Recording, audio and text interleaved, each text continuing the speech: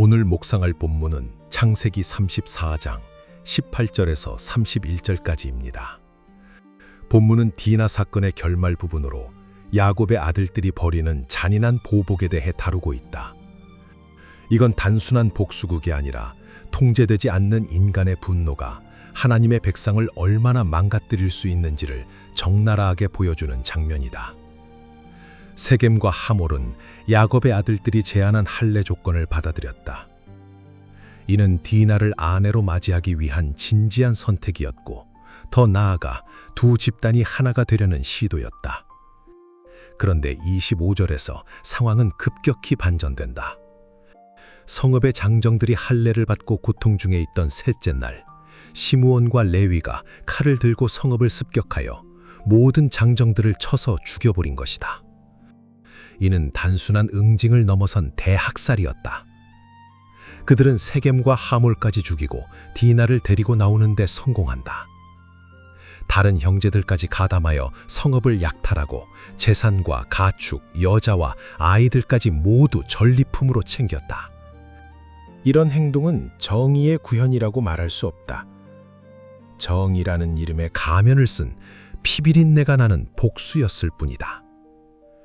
분노는 누구에게나 생길 수 있고 언제든 생길 수 있는 문제다.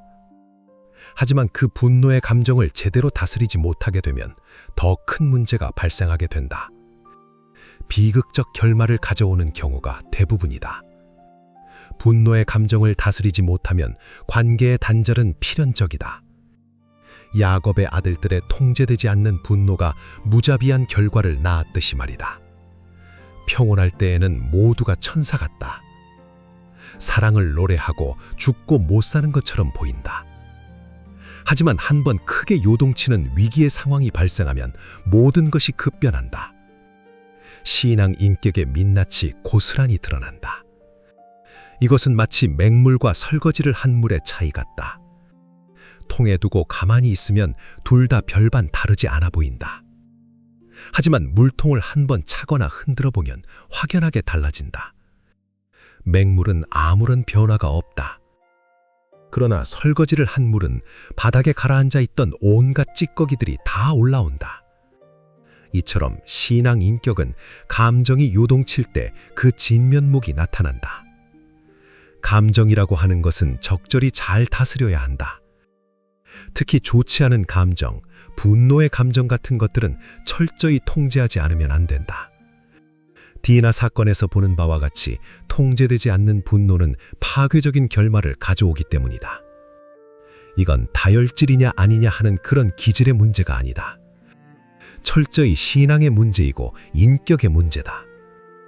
감정이 크게 흔들리거나 요동칠 때 그걸 제대로 통제하지 못하고 폭발하는 모습이 삶의 현장에서 반복된다면 그건 믿음의 사람으로서 커다란 결격 사유가 된다.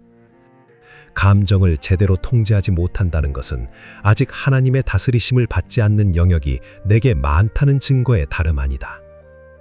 신앙이라는 것은 내 삶의 모든 영역을 하나님의 통제 아래 두는 것이기 때문이다.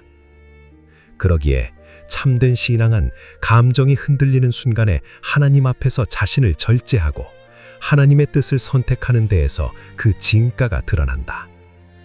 분노가 일어나는 것은 누구에게나 자연스러운 현상이다. 하지만 그 분노를 하나님께 가져가고 말씀 안에서 다스리는 것이 성숙한 신앙의 길이다. 지나온 나의 목회 여정을 돌아보면서 더욱더 이러한 것을 확신하게 된다. 진정한 피스메이커는 문제를 다스릴 줄 아는 자다. 확산되어가는 문제를 진정시킬 줄 아는 자다. 엉킨 실타래 같은 문제도 인내로 풀어갈 줄 아는 자다. 삶의 현장에서 문제가 생기지 않도록 예방하는 게 최선이겠지만 그럼에도 문제가 발생할 때 즉각 문제를 진화할 수 있는 자, 그가 바로 피스메이커인 것이다. 잘 용서하지 못하고 잘 품어주지 못하는 것은 내가 여전히 미숙하다는 반증이다. 야곱의 아들들은 디나의 문제를 감정적으로 다루어서는 안 되었다. 이 문제를 들고 먼저 하나님 앞으로 나아갔어야 했고 하나님의 뜻을 구했어야 했으며 하나님의 방법으로 문제를 풀어가려고 했어야 마땅했다. 하지만 야곱이나 아들들이나 할 것 없이 하나님께 일절 묻지 않았다. 이 문제를 풀어감에 있어서 하나님을 조금도 안중에 두지 않았다는 말이다. 분노의 감정을 하나님 안에서 제대로 다스릴 줄 아는 자, 그가 진정으로 성숙한 인격의 사람이다. 내가 가슴 깊이 새겨야 할 도전이 아닐 수 없다. 나는 분노하지 않는 사람이 되는 것이 목표가 되어서는 안 된다. 어떠한 분노 속에서도 하나님을 잃지 않는 사람이 되는 것, 그게 나의 목표가 되어야 함을 깨닫는다. 그리하여 어떠한 위기의 상황에서도 하나님의 백성다운 멋진 인생을 살아가는 자가 되기를 소망하며 기도하게 되는 아침이다.